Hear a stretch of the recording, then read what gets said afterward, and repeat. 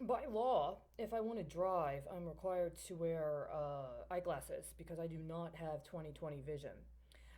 I had my eyeglasses stolen 2 days before I was given an indoor sleeping arrangement. The only time I have had an opportunity to potentially get a new pair of eyeglasses, either A, they required me to sign a permission to accept telemedication as part of the process of the eye exam.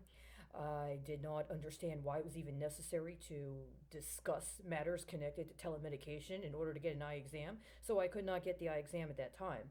And B, there was a nonprofit that gives free eyeglasses to the homeless. However, the day that they were offering the free eyeglasses was the day of the Brexit, and it required you to get a homeless letter within 3 days.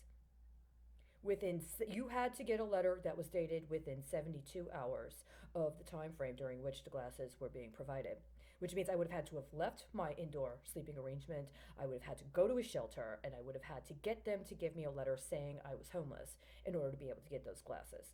So I've not yet been able to get a pair of glasses because I refuse to accept that I need telemedication in order to get corrective eyewear. Prior to the beginning of this fiscal year, it was not necessary to sign that you accepted telemedication services as part of an eye exam. I believe my glasses were intentionally stolen in order to try to compel me to say I accepted telemedication in order to get my eyeglasses because they were already telemedicating me. And they wanted an ex post facto agreement to telemedicate me and extorted me using corrective lenses.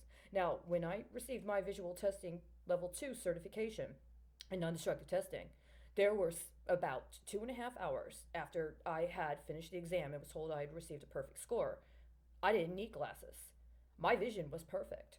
Not only was my vision perfect, but I had a very specific kind of visual acuity that allowed me to self correct as necessary.